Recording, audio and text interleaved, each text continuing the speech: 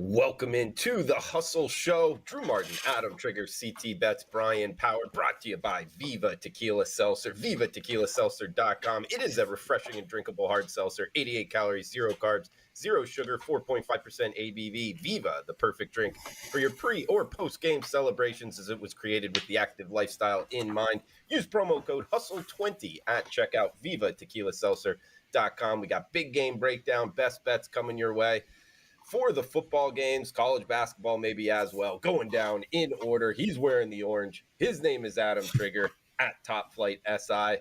Trig, welcome in, buddy. How's the Thursday treating you?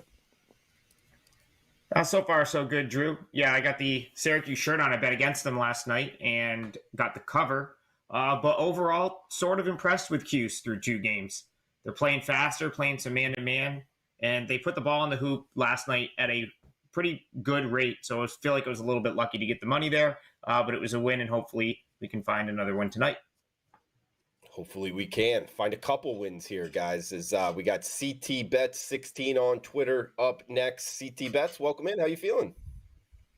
Drew, I'm doing well. Happy Thursday. Always a pleasure to be here with you boys. And the weeks are going by faster and faster, man. I can't believe that, college football season, only a few regular season weeks left. We still got a decent amount of NFL, so we got to enjoy it while we can here, Drew. And it's nice that the college hardwood has started. So, we got a bunch of games here to get to, so all's well here. And we got BP in the house, Brian Power stepping up and in. Brian, hopefully all is well with you. Yeah, other than a disastrous decision to have Taco Bell for lunch, I think we're doing okay today on a Thursday. A lot of sports, so we've been busy the entire day from sunrise to sunset. It's getting dark outside, but yeah. Split a couple soccer plays. We got some football tonight, some hoops, Drew. Rinse, repeat every single day. Big weekend coming up. Very excited. Thank you guys for having me back. Always a pleasure to be here on a Thursday night with you gentlemen. Glad to have you there, BP. Trig, we got big game breakdowns. We can start off with you, man. What are you looking? What do you got circled on tonight, this weekend's card? So I'm going to talk about tonight's game because it was close for me. I nearly made a play on this. And the way I would only play the Panthers here, plus the points. You still have Tyson Bagent as the Bears quarterback. And I think at this point, he's just kind of in there. Obviously, Fields, they teased that maybe he would play earlier this week. He's not going to, so they're going to have to live with Bagent one more week.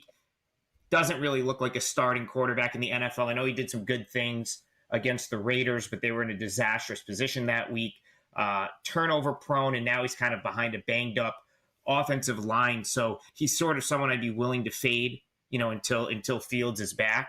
Of course, the Bears should be able to run the ball here. I think that's their best chance because the Panthers' run defense is pretty suspect, but that would imply the Bears coaching staff actually does that, and I don't think they will. I think they'll put him in position to make mistakes, and I think he will make a mistake.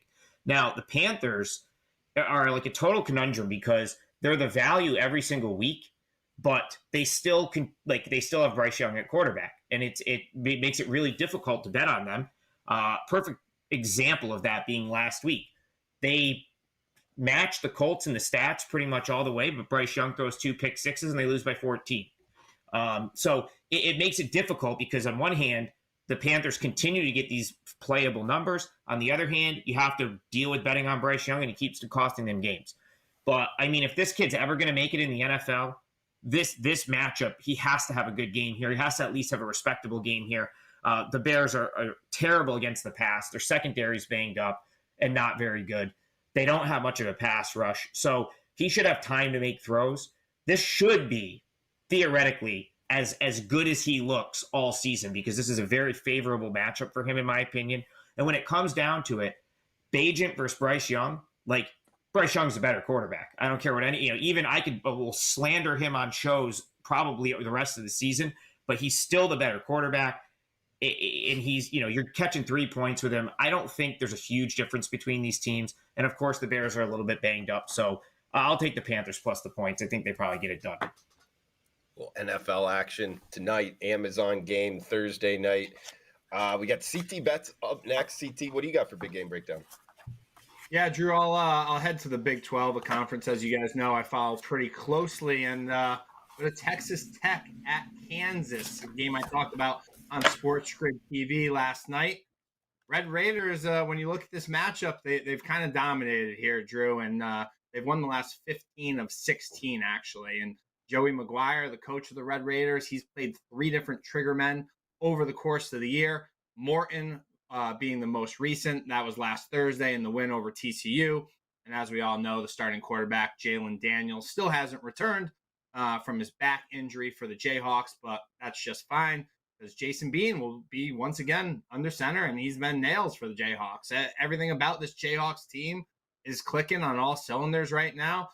This is a team I talked about a lot at the beginning of the year. Cashed their over 5.5 win totals with our good friend Aaron Kidd. They sit at 4-2 in Big 12 play, right? They are going to need to win out to have a shot to get to the Big 12 championship game. They have so many weapons between the 2 running backs and the wideouts. Texas Tech has just been terrible as a road underdog, and that's where we find them this weekend here. So head coach Lance Leopold, he continues to build this football program that was in shambles for years and years. They were in the cellar, Drew, as you remember, forever. It was just considered a win when you looked at anybody else's Big 12 schedule at the start of the year. They just considered that check mark done deal here. So he's done a great job here. He says he's staying. He's here to stay. You know how that goes when coaches say that. We'll see what really happens, but I do firmly believe that he's built this program from the bottom back up to where it should be in the Big 12 here. So I'm laying the short number here at home, guys. I played on KU -3.5 to get the job done. 3:30 at home here versus Texas Tech. Big 12 action is we might revisit this game for best bets. We'll have to wait and see, guys. As we got Brian Power up next, big game breakdown. What do you got, Brian? Yeah, I always love, back to what CT said about coaches. I always love that when Nick Saban was still at Miami and he got on there, he's like, I am not going to coach the Alabama Crimson Tide. And then at Jim Rome, I remember, would always played. He's like, that is Alabama head football coach Nick Saban. That was always a hoot and a half. But we're going to stay in the Big 12 here for my big game breakdown. Oklahoma State and UCF. Now, I always try to jump in front of a moving train, try to find a team maybe to sell high on. And I'm going to do it with Oklahoma State this week, guys. 5-0 straight up and against the number the last 5 weeks. 4 of those games, they were an underdog. What did they do last week? Well, they upset Oklahoma in what could be the final bedlam for a while. 27-24 is a 6-point home dog. Like I said, 4 of the 5 wins, last 5 wins for the Pokes as underdogs. The only time they were favored was against Cincinnati. That was at home. Now they're on the road. This is just the second time, I believe, Oklahoma State's going to be favored on the road all season. The first was against an Arizona State team that was really finding itself early in the year and still isn't very good, even though we've cashed some tickets on the Sun Devils in the middle of the season. But you look at Oklahoma State, what they've done recently, okay? They've had a lot of good fortune with turnovers, a lot of good fortune with fourth down variance. And now they're going to the bounce house, okay? UCF, they've won 37 of 43 home games. Have they struggled in their transition to being a Big 12 team? Yes, they have. All 4 teams that are new to that conference have. It's been a big step up in class. But remember, John Reese Plumlee's back. A couple weeks ago, UCF almost did what Kansas did 2 weeks ago, and that was upset Oklahoma. They stood toe-to-toe. That was a back-and-forth football game. I had UCF plus the points in that one. That was an easy cover. With them as like 18-point underdogs. Last week, UCF earns that elusive first Big 12 win. They beat the fellow newbie Cincinnati. But the key for me, and I got this from Mark Lawrence's playbook, let's give credit where credit is due. Oklahoma State, they are 1-5 straight up and 0-6 ATS the last 6 times they've been off a win over rival Oklahoma. This is the mother of all letdown spots. I know it's a different team now. They settled on Bowman. They're giving the rock to Ollie Gordon, but Oklahoma State lost to South Alabama, guys, early in the year at home, 33-7. I think this is the perfect spot to sell high on Oklahoma State and buy low. I will be taking the points with UCF on Saturday. BP, like the look there. Interesting handicap overall with that game. Hey, a question for you. I was talking with another handicapper. The new Big 12 teams, both in college basketball and college football, Does it affect your like home road handicap? Meaning like they haven't been to the stadium, they haven't been to the arena, and some of these places are tough to play. So for these new teams, both home and away, does it affect your handicap in the Big 12? Not that much. I mean, I remember when West Virginia joined. Remember, everyone thought that was going to be a big deal because geographically they were a bit of an outlier. Morgantown traditionally is a tough place to go. It's a lovely city, by the way, if you've ever been there. But has West Virginia been great in the Big 12 since they joined? Not really. So it's something that I kind of disregard. I mean, I do mention UCF is a great home team. Obviously, would they be 37-6 straight up their last 43 home games if they'd been a Big 12 member all those years? No, they would not. But it's a further trip, and we shall see. It is Oklahoma State's first time ever going there, so I guess we'll learn. But to me, it's just more of there's a lot of unsustainability in what Oklahoma State is doing right now, and with Plumlee back, I like the dog. Drew, I'll jump in quick. I think it's going to make a lot bigger difference in basketball than it will football. Because think about it, basketball, you're playing. I mean, you might have to go to Lubbock on a Tuesday. You might have to go to Morgantown later that weekend. Like the travel, there's more games. Historically, these teams have struggled in Texas Tech, where there's some altitude. Provo's more altitude, right? So now you're going to have a BYU team that, it's hard to really gauge where they're going to finish in the conference because of their depth, but they have some talent. But you might have UCF having to go out to BYU on a weeknight. So it's like, I think the Big 12, there's going to be some crazy travel, and there's no nights off. That's the best basketball conference in the country. I think CT can attest to that, might agree with me there. At least I rank the Big 12 1 in terms of if I was going to put it up to next to any other conference. So no nights off there. You're going to Manhattan, Kansas, to Lubbock, to Allen Fieldhouse. So that's where I think the travel, and then maybe some of the unique travel, new teams maybe not having like a great scouting report on Cincinnati could really come into play. Like some team like Cincinnati could come into play. Drew, I think it's really going to come into play next year and in the Big Ten when all those Pac-12 teams start having to travel across country, and the current big teams having to travel across country out west. I think that's going to matter in both the hardwood and on the gridiron. So that should be interesting to see. I know the Big Ten came out with their football schedules already. I think Penn State opens up at USC. My brother's a Penn State grad, if I'm not mistaken. I think I saw him text out that he's going to go to that game. So I think that should be really interesting. And I think that will absolutely come into the handicap, seeing who goes where, if they're playing, midweek and the short travel days. So I think that should be really interesting to see next year. Yeah, a lot to keep up with all this moving for sure. I think it's going to matter as well. And Trig, just like last thing on this. So let's just say UCF played at Morgantown, and then later that week, and I'm talking college basketball here, in their second game of the week, they play at Provo. How much are you factoring that in? Like back to back, furthest you can go for a Florida team to go to elevation, like how much would that matter to the line? I mean, I would hope they don't schedule them like that. Like that would, but I mean, that's like, so it's going to, another interesting thing with the basketball is like, how do these, because you're inheriting four pretty respectable programs, right? Like Houston should be an instant contender, but you have BYU, they've been really good in basketball for years, but now they're going WCC to Big 12, right? Do they have the depth to hang around? Cincinnati's a storied basketball program. And so it's going to be interesting to see how they fit in. And what Big 12 teams struggle with those teams is going to be interesting too. Because I think you're going to get a consensus outside of Houston. I think the consensus is the current Big 12 teams are going to beat up on the other three. And I don't know if that's necessarily going to be the case in all three scenarios. Sure. CT, you're a Big 12 guy. I mean, to Trig's point, to tell you the truth, all the teams have made the tournament within the last couple of years. The newcomers I'm talking, in the Big 12 conference, I believe you think it's the best. How do you think they're going to fare? Well, I read something the other day, and it was something like I think there's 7 or 8 teams that are in the top 72 of Ken Palm's rankings that are in the Big 12. I think it's above and beyond the best conference that there is in college hoops.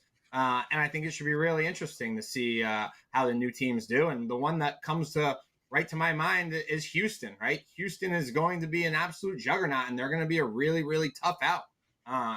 Again, Calvin Sampson's team, he brought in some good transfers, and one particularly, LJ Cryer from Baylor. I know that they got a lot of returners, and he's always dived into the transfer portal and done well. So I think the newcomers should fit right well, very much so in, Drew. I think they're going to do better in hoops than they fared in football this year, if that makes any sense. I think they're going to have an easier time getting used to the new conference than look at BYU this year in football. They've been struggling. Cincinnati as well. So I think it will be a little bit easier for these teams on the hardwood, Drew. Yeah, I don't disagree. I could see him having a little bit easier of a transition, but it's really been not a good transition for the newcomers in football. I mean, I think they were kind of underwhelming, to tell you the truth, particularly UCF. I thought that they might do a little bit better. So, yeah, I'm with you. And, guys, one more big game breakdown here. Trig talked about this one tonight, and it's Carolina-Chicago. Just wanted to throw out a couple trends. I mean, guys, we're at 8 straight primetime unders. There's something to this. I mean, particularly the Thursday night product for the NFL. And we were talking a little bit before coming on about like Thursday nights. I really think they should go back to college football. It's just a better product, more fun to watch. Whereas I get it, Amazon paid $1 billion and they want the third. Maybe they should just put it on a different night. I just think it sets up well for college football teams to like give a team a bye and then more extra preparation time instead of putting all of these teams on short weeks. So what I'm getting at is there's something to this under. We have seen it move. It's now 38. I mean, it's a low number, but it's low for a reason. I think this stays under. I mean, Trig brought up the quarterback issues really for both teams. And there's something to that. I mean, you go back the last 4 games for both of these two teams, like combined, 4 straight unders, and then the primetime under 8 straight in a row. I'm going under tonight, Carolina, Chicago. Missed the card, but that's what I got for big game breakdown. We got best bets coming up here, guys. Anybody want to throw anything out, like things you're seeing in college basketball, college football, NFL, anything at all? Drew, I'll give a little. Sorry, go ahead. No, the only thing I was going to say, all right, go ahead, Brian.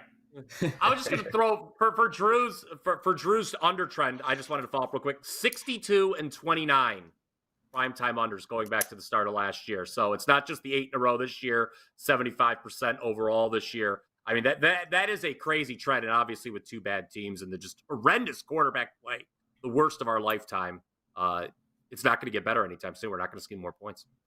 BP, NFL, I would say you could make the argument the most efficient betting market in the world. How is that trend happening? I mean, seriously, like it's not. Can this continue? Well, what's going on? I mean, think of the explosion in scoring we had. What was that, 2-3 years ago? Now it's just completely gone, to hell in a handbag. It's crazy just how because I think it coincides with, like I said, we're all relatively the same age, right? The quarterback play in this league is just horrendous, top to bottom. I mean, like growing up, at any given time, you pick like a random week in 1988. I guarantee there were 6 Hall of Famers active that week. Right now, you have Patrick Mahomes, and the only other active quarterback who's definitely going to the Hall of Fame is Aaron Rodgers, who's in the twilight of his career and is hurt. I mean, like guys like Justin Herbert, Josh Allen, those are easily top 10 quarterbacks, but they're maligned every week because they have terrible games. And then you look at the college ranks, it's not going to get better. The number of quarterbacks who throw for under 100 yards every week, particularly in the Big Ten West. As a Midwesterner, by the way, I welcome those teams from the West to come into the Big Ten, the Washingtons, the USCs, the Oregons, the UCLAs, because they can throw the forward pass, unlike some of these other dogs that we've got in the Big Ten West. So I just think that's what it's just lousy quarterback play, and the short week doesn't help, like you said, Drew. 3 days to prepare for a professional football game just is not enough. BP, I don't disagree with you there. Chick, I know you're foaming at the mouth. Go. No, I was just going to say, because I was just going to say Aaron Rodgers talked about that on a show recently, like the quarterback play and just how they've dumbed the position down, and it's like anyone can play it now. but then they get to the NFL and there's just not that many good ones. That's all I was going to say about that. Mm.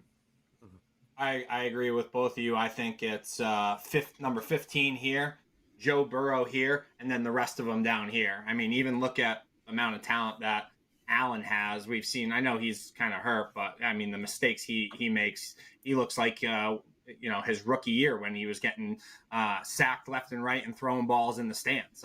So I don't disagree with either one of you on that. It makes the game less enjoyable to watch, in my opinion. That adding the flags every other play, it's very frustrating to watch. What I was going to say is, Drew, I got a little info on Monday that I just throw out there, and I know it's getting more and more public as the week goes on, but the Patriots, a team that I was on this past Sunday, I really thought they were going to get the job done versus the Commanders. They're an absolute mess. I know that's very easy to say as they're 2-7. But the rumor I'm hearing around the radio is that Mac Jones has completely lost the locker room, lost the coaches as well. Heard Robert Kraft came into the locker room on Sunday yelling and screaming. There was a few players that thought that they were going to get into a fist fight with Jonathan. I apologize, not Robert. That would have been funny if it was Robert Kraft on there. I was going to say, please tell me this is true. I apologize. Jonathan Kraft was yelling and screaming, getting in players' faces. It's a complete disaster. The two, I say, star cornerbacks in quotes, J.C. Jackson, Jack Jones, they were late for curfew. They got benched. They're not making the trip to Germany. It's just an utter disaster, Drew. And as you can tell, they couldn't stop the Commanders on 3rd and long all day long. And that's what they're known for. Their defense was supposed to be good. They're an absolute mess. I bet the Colts -1. I hit it pretty good, and looks like it's on its way up to 1.5, maybe even 2. So I was just throwing that out there, Drew. Sure, CT. 9:30 a.m. Eastern, guys. That's kicking us off on Sunday. So yeah, good stuff. And the Germany aspect to it, I guess it helps your handicap, right? Because my follow-up was going to be, does it worry you kind of going overseas? Sometimes I shy away from those games just because we've seen a little bit of volatility there. But no, it sounds like it actually helped your case. Yeah, I mean, both teams got to travel over there, right? And I didn't really think twice about it last week when I gave out the Chiefs as one of my top plays for the NFL. And I know it was 24-14, but that score doesn't really indicate how actually that game went. The Chiefs dominated that game for 3/4 of it. So I didn't put too much into that, Drew. They both got to go over there. They both got to get ready for the game in a different country, play the game, and come home. So I was just throwing that info out there. I like the Colts this week, and the information I got from the radio that I'm work for and friends with helped me get to the window even more there. I like it, CT. So guys, we got best bets coming your way. If you're liking the content, please smash the like button. Feel free to comment below where you agree, where you disagree. Trig, last thing on what we were just talking about. You brought up a great point that I didn't think about before. But so if you go to like a high school football game, I just did with my old high school for a reunion. You'll see it a lot, and I've heard coaches talk about this. Like they're putting their best athlete at quarterback, and then kind of running around and throwing a little bit. And we're seeing it in the college game as well, and it just doesn't work in the NFL game as much. You kind of got to be a little bit more precision passer and kind of read the defense a little bit more rather than just shotgun. Okay, if he goes here, you run it. If he goes there, you pass it type deal. It's not a whole lot of like breaking down the defense type deal. That was a great point, man. I think that actually over kind of the longer term has had something to do with the reduced scoring, Trig. That was good stuff, man. Drew, I'll tell you what, I mean, it shouldn't be hard to find. I'll see if I can find it and retweet it. I'm not even going to try to like paraphrase. Just go watch Aaron Rodgers' clip from Pat McAfee, because he went on and on about it, and he taught it was so well put. But in so many words, he just said that the position has been dumbed down, and now you have guys that just aren't putting the work that these guys, like I think Brian referenced, like there was, any weekend in the 80s, you had 5, 6, 7 Hall of Famers, because it used to be like a far more cerebral position than it is now. And I'm just paraphrasing. That's just secondhand. I've never played football. I don't know that, but that's, if Aaron Rodgers it says that on that platform, like, and he made a really good point, it's hard to disagree with it.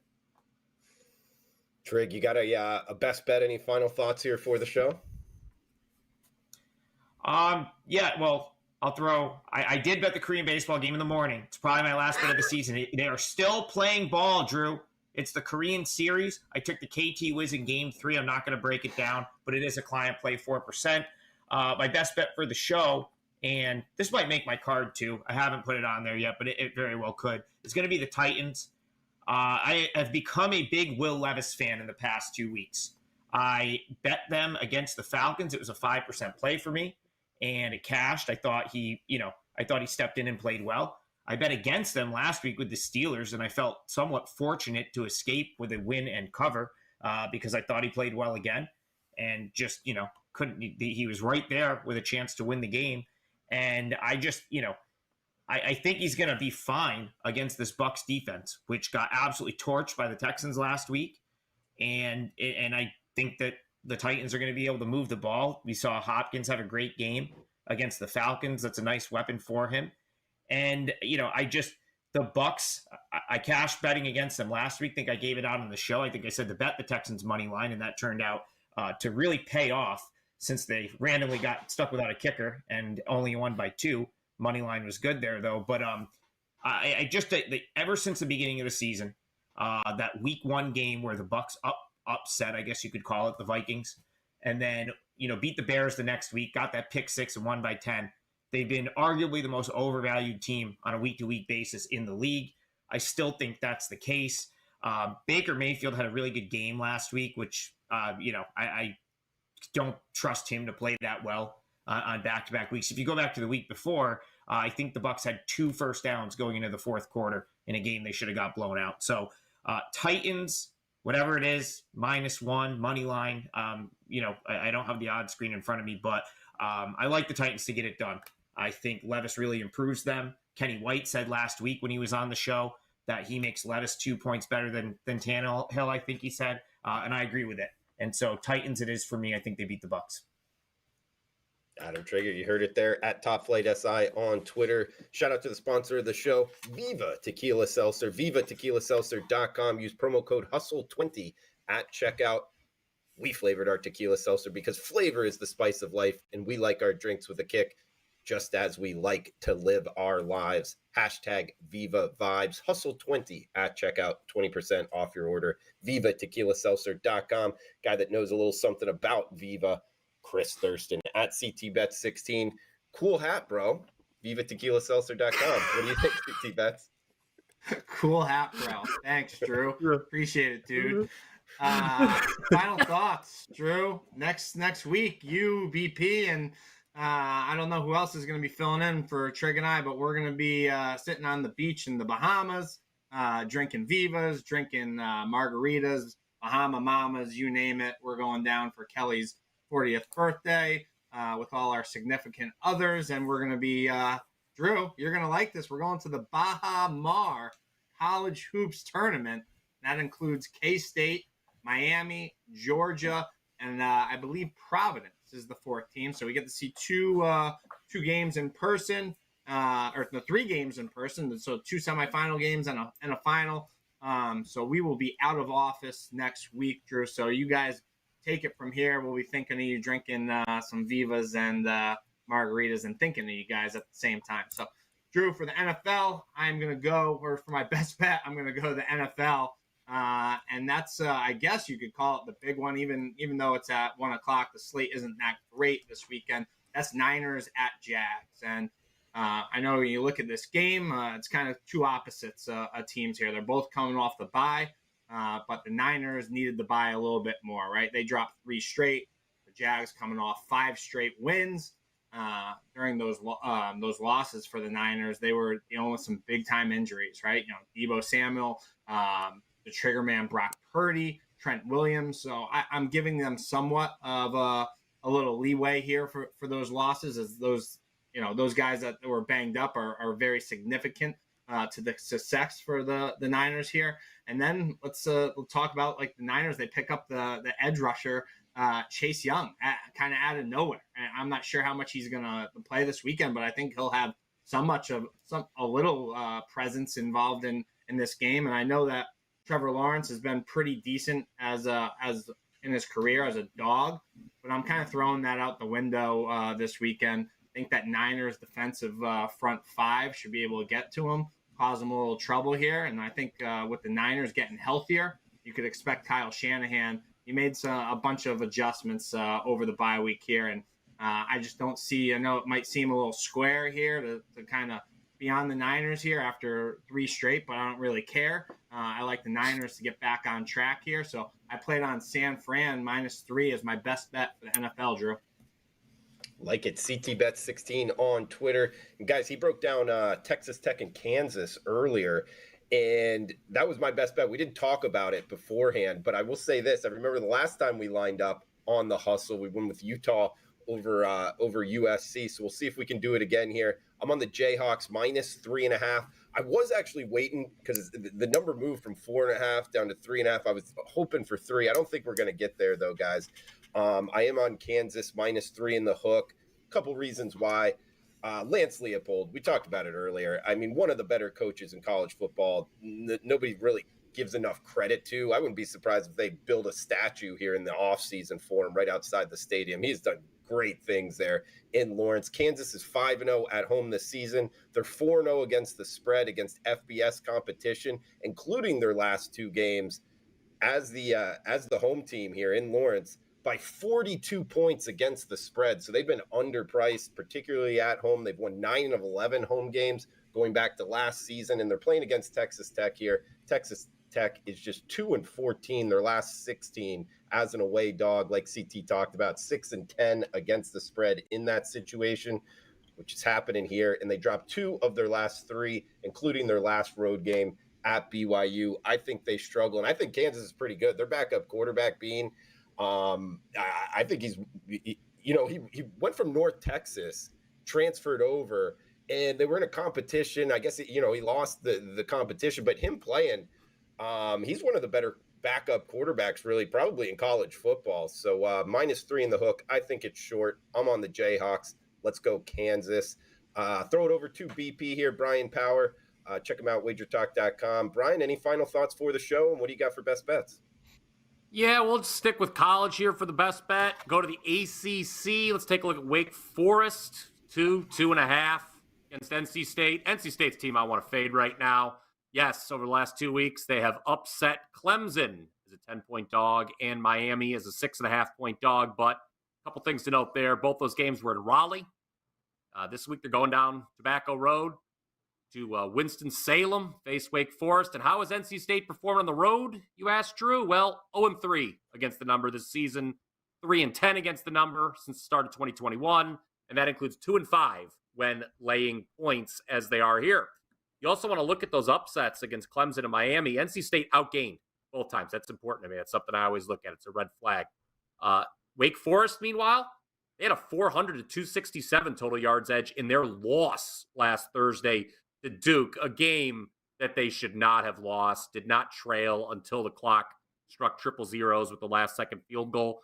Guys, this is Wake's last home game, and they need to win it if they want to be bowl eligible because they've still got Notre Dame on the schedule. They've got 2 extra days to prepare, a great run defense, and oh, by the way, if you're not following the NC State program, they're back to Brennan Armstrong at quarterback, not by choice, but out of necessity because MJ Morris has opted to redshirt.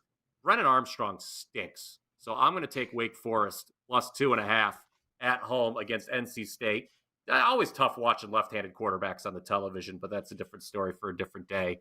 Give me the underdog in this one. Wake Forest needs it. I don't like Brennan Armstrong. Best bets in the books here, guys. Shout out to the live chat. We got Titan CT in the house, EQ as well, C. James, Abby Jackson, Paco Healy all chiming in, Leg Show Magazine as well, Keith Landry, SC, Robert Martin, my uncle, in the house.